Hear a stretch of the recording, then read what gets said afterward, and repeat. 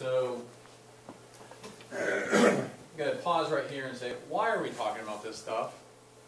I mean, isn't this about, sex and saying, save sex until marriage, and why do we have to get into the nitty-gritty details? Does anybody have an answer for that? Understanding, yeah.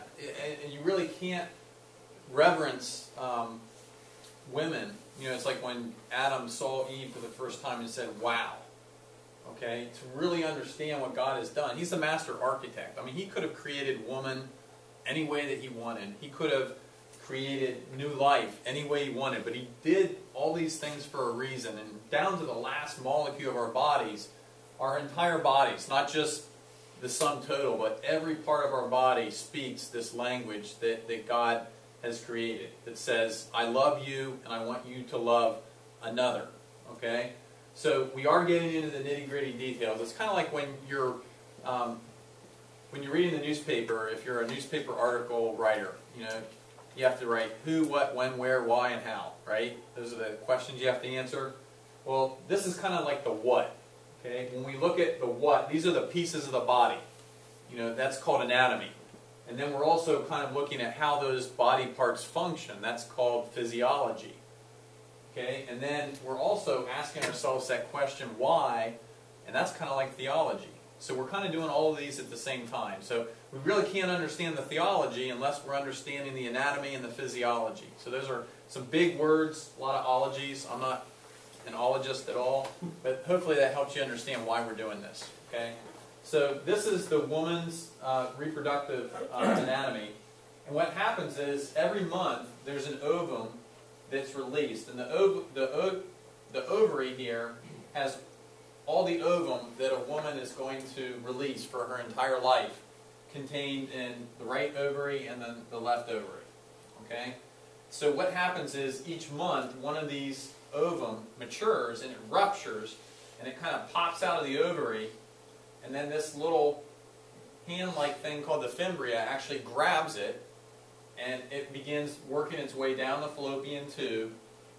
Okay? And then once it gets through the fallopian tube, there's this place right here which is called the uterus. Okay? And it's interesting, Mother Teresa called this the most dangerous place on the face of the earth, because roughly 30% of all the babies that are conceived are killed right here. So you guys are the fortunate 70% that actually made it. So it's something to be thankful for. But when that egg it's usually fertilized, it meets a sperm and becomes a fertilized egg and makes its way down into the uterus, and it attaches somewhere on this lining of the uterus called the endometrium. Okay? So kind of backtracking a little bit, when a male and a female, yes? At what point on the diagram is it fertilized? Is the egg fertilized? Okay, it's usually fertilized like right here, somewhere in the fallopian tubes. So, yeah. But kind of backtracking a little bit, when a man and a woman love each other, we have these sex drives. We have this desire to share our bodies with each other. So the man actually places his penis inside the woman's vagina right here. Okay? And when he has an erection, he has an orgasm, the semen are deposited inside the woman's vagina, and then it makes its way through the cervix, through the cervical crypts, and then the sperm swim up through the uterus and up the fallopian tubes. Okay? So that kind of helps you to understand, how that process works. Okay, next slide. What's that? Oh, I'm sorry, the arrow. Okay, so this is kind of like a close-up of the woman's ovary, and it's really interesting. All these eggs are here maturing, and as they mature, they grow. They become what's called a follicle, and then this follicle, it kind of bursts through. Shows you like a ruptured follicle, and then the egg bursting through. And it's interesting that these eggs, they actually control the woman's hormones. So right here, there's a hormone that's released called estrogen, and that prepares the woman's body for pregnancy. And then after the egg is released, that's when she can get pregnant. That's when new life can begin. But soon after that, that ruptured follicle, it starts turning yellow, and then there's a second chemical that starts being released in the woman's body called progesterone. Okay? So as soon as it starts turning yellow, that's when that line of all those chemicals, you can see the progesterone start to go up. Okay? Next slide. Okay, so when we were talking about a woman's period, there used to be something that a lot of people use called the rhythm method. And when a couple wanted to get pregnant or when they wanted to avoid pregnancy, they just assumed that there was a certain period of time on a woman's cycle that's the day that she ovulates. But the only problem with that is that a woman ovulates on a different day every month. Okay? And you can actually keep track of that. And there's a method for women to understand their fertility called natural family planning, where they can determine within a day when they ovulate. Okay? But you can see that the time that she has a menstrual period, you know, it can be different, you know, each and every time. The date of ovulation can be different. So this little period between the period and ovulation can be long or short. But then there's almost a consistent 2-week period after ovulation, and then that's when the next period starts. Okay? So next slide. And this just shows you during a woman's cycle. You know, we went through this, you know, the ovum as it matures, as it ruptures. Okay, we talked about estrogen and progesterone.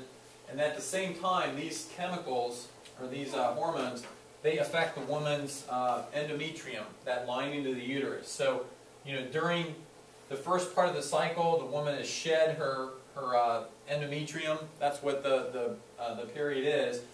And then that endometrium starts building up. You know, the egg is released, so that's when a woman can get pregnant. But then if a woman doesn't get pregnant, then that progesterone starts kicking in, and then it kind of flushes that endometrium out of the woman's body. Okay, next slide. Okay, so this is a close-up again. This is where the man would insert his penis into the woman's vagina, you know, during the loving embrace. And what happens is those sperm, they have to make it from here to here. And it's kind of like most of the time, the woman's mucus looks like this. So a man can have sex with his wife, and if it's not around ovulation, that sperm, it literally hits a wall, and it can't go anywhere. But when a woman is fertile, her mucus changes. So this little area right here, it's slippery, and there's channels that those sperm can swim through. So it provides nourishment for this sperm to actually make it through that channel. Okay, next slide. So ovulation occurs on only one day in each cycle. Sometimes a woman can ovulate and have an egg come from both her right and her left ovary, and then you can get fraternal twins. And then sometimes, once that sperm and the egg unite, that fertilized egg can split and become two individuals, and that's when you get identical twins. Okay, so there's like 2 different ways that you can have twins. Okay, next slide. That's it? What's next one? Oh, okay, I'm sorry. Okay, so the egg will only live 12 to 24 hours if not fertilized. And that's because the woman's body, it's acidic in the vagina area, and it will kill the sperm unless that mucus is there and unless fertilization takes place within 12 to 24 hours. Okay, next slide. Okay, so sperm need mucus to survive. Next. Okay, and they die within hours if not. But if that slippery mucus that has those channels is there, sperm can live 3 to 5 days. Next slide. Okay, so and this is something that most people don't understand. They really don't. A lot of adults. I mean, I have these conversations with people I work with all the time. They're using some form of contraception, and it's like, you know, we talk about, you know, going green. You know, there is a thing called green sex. Okay? If you know a woman's fertility, you don't need to pump your body full of chemicals that cause cancer or anything else. If you know that there's, you need the egg from the woman, you need the sperm from the man, but when a woman is looking at that mucus, she can tell whether she's fertile or not. Okay, so all 3 of those need to be present. So when a woman's cycle, you know, it's like a circle. It's very much like the seasons of the year. You know, in menstruation, you know, you have the leaves that are falling off. You know, there's no life that's going to be created during that time. And then after that, you have the dry days, which, you know, this is kind of like the fall. I'm sorry, menstruation. And then the winter is the dry days. You know, there's no life that's created. But then you have the spring. Okay, so a woman keeping track of her cycle would have that fertile mucus for a certain amount of time. And then the peak day is like the peak day of that mucus. I mean, that's the day that she's looking at that mucus and she can tell that she's most fertile. And then right after that, she can count a couple days, and then she knows from this point on that she's going to be infertile for the rest of her cycle. Okay? And honestly, guys, this is something, you guys have this knowledge, you have an understanding. It can be abused. Okay? But we think that you guys are old enough to understand the process and start forming yourself not only with a knowledge of a woman's body, but with the theology that we're talking about behind it, so that you have reverence for a woman rather than using her. Okay, and we're going to talk about that, you know, for the next you know, two weeks. Okay, next slide. Okay, so fertility is about giving life to a new person. Next slide. Okay, so this is our everybody's official birthday. You know, the day that you were conceived is your actual. Well, this is the first baby picture you have.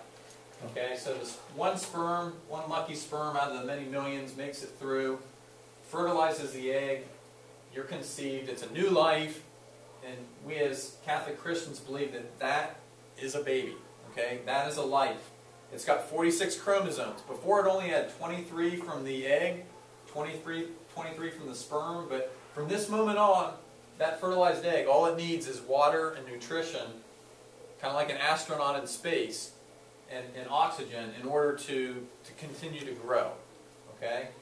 Next slide. Okay, so the miracle of life begins when the sperm and egg unite. Again, there's 23 chromosomes from the man and the woman.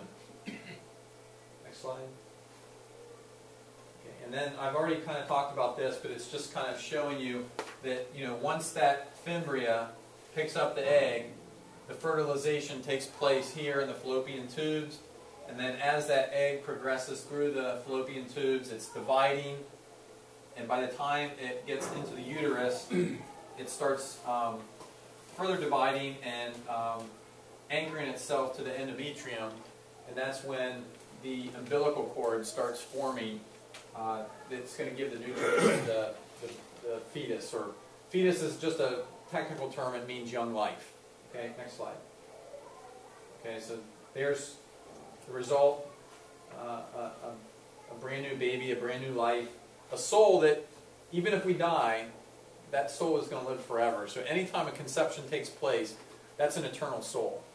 Okay, and we are just absolutely blessed by God to be a part of that process. He could have done it any way He wanted, but He chose to involve us. And we have our mind, we have our will, and we have our body. And when we use them in the way that God intended, some wonderful things can happen. Okay? Okay. That ends the slide portion.